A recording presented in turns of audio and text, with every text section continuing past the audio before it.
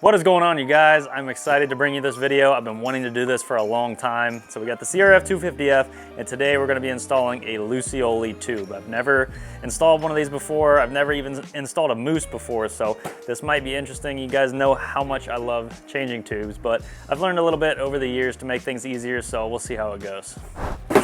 Where did this come from? This came from Enduro X Planet on eBay. They're actually out of stock right now. I was gonna order another one for Alexis's 250F, so we're gonna have to wait on that. But regardless, I'll put the link in the description. Hopefully they get them back in stock soon. Kind of an interesting box here. So I have never actually seen one of these in person, nor do I know anybody that runs it, and oh my God, she's thick. Damn! Jesus, we need a weight on that. I normally don't weigh things. I'm not Kyle Brotherson over here, but this thing is a hog and we're gonna weigh it. What are we at here? 7 pounds and 13 ounces. Woo! She is a heifer, man. That weighs quite a bit. Do we have another 18 tube around here? All right, so we've got a regular, actually this is a heavy duty. So we got a heavy duty 18-inch tube. Let's see how much this weighs. Boom! So we're talking, yeah, double the weight, literally. Is it worth it? To a lot of people, yes, because we're gonna be able to run super low tire pressures, and we'll be able to use this on the road as well, which is a benefit compared to something like a Mousse bib, which when you get on the road, you can't adjust the pressure. So if you got a super soft bib, you hop on the road, that thing's gonna be all over the place. So I think this is a good option for a dual sport. I don't think it's DOT legal, but we all know how that is. I'm definitely gonna try it out, and I think it'll do just fine. First impressions, yeah, this thing is a lot, man. It's a lot of weight, double the weight, super thick. It's definitely gonna be interesting to install. The tire that I'm gonna be installing today, I have a leftover set of Kenda Trackmaster 2s, so they're not the softest tire, and I'm probably gonna be wrestling this thing quite a bit because I don't have a Rabiconda or anything fancy, but we'll get the job done. As you can see, this is the Lucioli USA, what is that, Brazil? We do have to drill a hole for an additional rim lock. We'll see what we can do. Jesus. 7 millimeters thick. This thing is a hog. This is the magnum of dirt bike tubes. I wish I could cut this open and show you guys how thick it is. I'll actually put something on the screen over here, but this is super thick. You can actually run them with no pressure and they're not gonna get a pinch flat. You're not gonna get any cactus or pretty much anything through these. They're relatively indestructible, so we'll see if we can find a way to destroy them.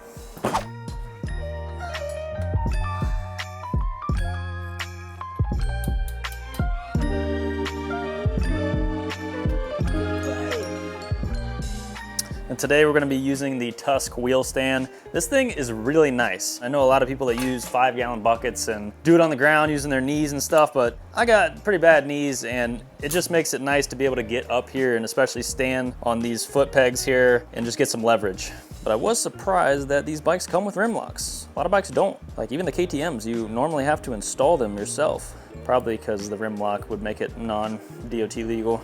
But as you can see here, the reason why a lot of people run 2 rim locks is to keep that tire on that bead. My tire has slipped on this bead at one point, and now my valve stem is about to be pulled out from the tube. Sponsored by Amsoil. It's gonna be hard for me to get this valve stem core out at this angle.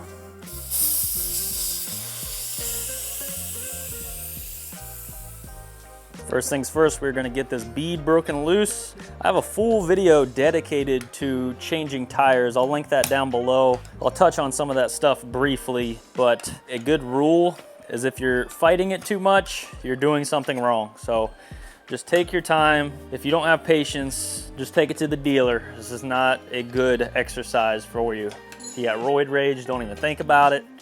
If you're on the SARMs, get out of here. These things are pretty handy to have as well. This is a bead buddy. You can actually just break the bead and stick that in there to keep that bead down in the drop center, which is the innermost point on your rim. That's where you want the opposing bead to be. That way when you come to the other side, it gives you more leverage, and then you can dig your knuckles right into the sprocket. So that's always the main goal. If you're not bleeding by the time you're done, you didn't do a good job. You can place the lever underneath the sprocket to hold while you maneuver another one in there. And as expected, this stock tire is very hard, so it's gonna be a little bit tougher to get this bad boy off of here. It definitely helps to have 3 or 4 spoons to do this job. Once you get majority of that bead over, it starts to get easier.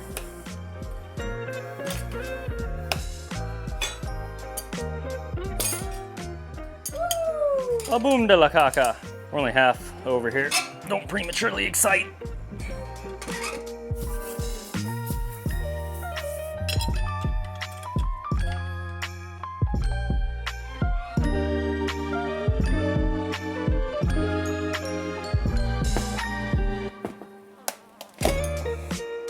Step 1, I'm gonna clean this thing up, get it all polished up. It's time for the Lucioli. All right guys, so on the Lucioli, you actually have 2 integrated rim locks. So this right here is your Schrader valve. You got a rim lock here and a rim lock here.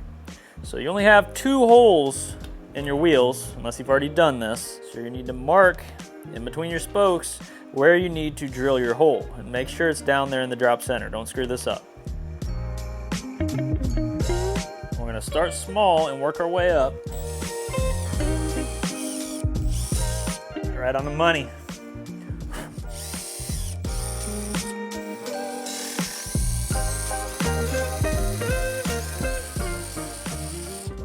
All right, here's our victim, the old trusty Kenda Trackmaster 2. A little bit of dry rot, but a lot of lugs left, man, and I didn't want to waste this tire. It's a good DOT tire, harder compound, lasts on the road. So we're gonna run it until it's bald. And with the power of Lucioli, we should be able to get enough traction to have a good time. So first things first, we're gonna get some baby powder in there to make sure this thing doesn't chafe. Get that all washed around in there. Next on the list, we are gonna wrestle this bad boy into there.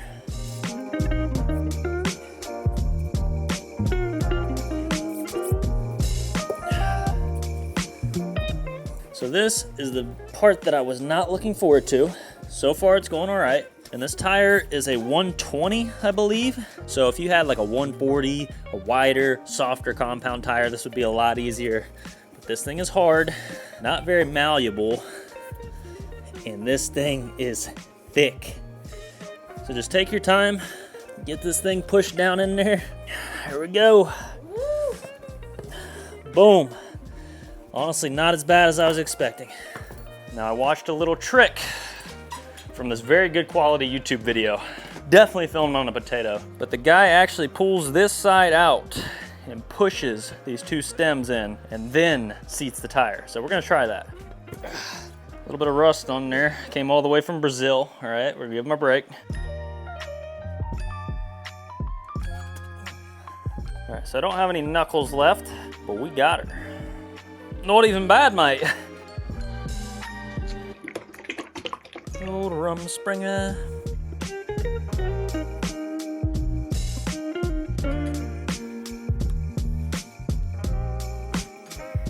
All right, partially successful. I think the hardest part is gonna be getting this other rim lock into that hole.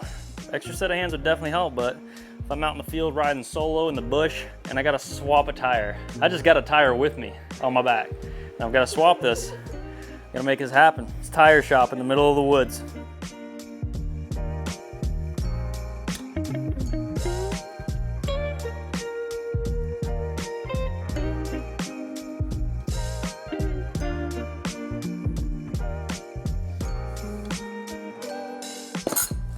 We officially have the Lucioli installed, all the rim locks in, and all the nuts on. I will say the last one was very hard. I had to shut the camera off for a bit, so that was pretty difficult for me to do with the tools that I had. The tube is super stiff and it's hard to get that aligned. I'm pretty sure you don't have to use rim tape with the Lucioli. I opted to. I just didn't want any of the spokes to chafe on the Lucioli, but I definitely don't think it's necessary, and it made it difficult to line that last hole up. So I do recommend taking the rim tape off. But we got all the nuts started. I'm gonna go ahead and pop the rest of the bead on, start airing it up, get the rim locks tightened, and guys, I think we did it.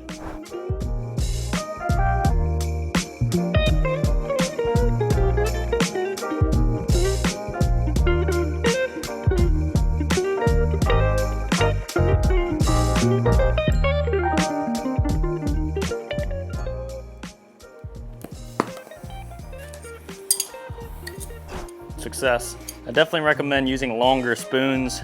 The spoons that come with the Rabiconda, I know Tusk makes some that are similar.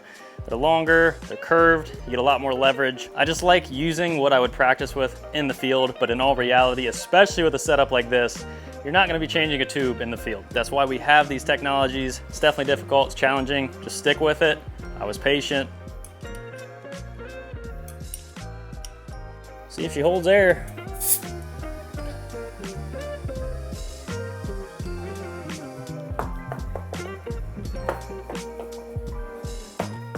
All right, freshly installed Lucioli Kenda Trackmaster meets CRF 250F. Pretty stoked on this setup. I definitely regret not taking the rim tape off. I would have made a couple of the holes just a tiny bit bigger because the threads were getting caught on the rim. But all in all, not too bad for the first time.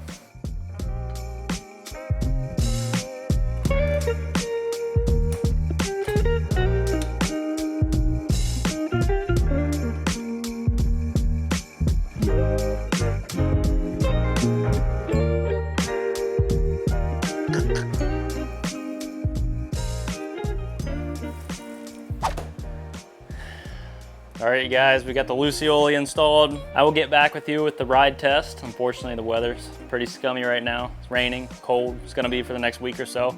But I promise we'll get out there as soon as possible, test this thing out. I think it's gonna be well worth the money, well worth the convenience too for dual sporting. I was gonna go with the Mousse and just suffer on the road, but I think being able to stop, use a little electric pump, air it up to road pressure, I think it's gonna make a more versatile setup. So I think it's worth the money so far. The hands don't lie. How long is this thing gonna last? You know, am I gonna be able to make it through a few seasons, 5 years? To be determined. That is it, guys. Lucioli installed. See you in the next one.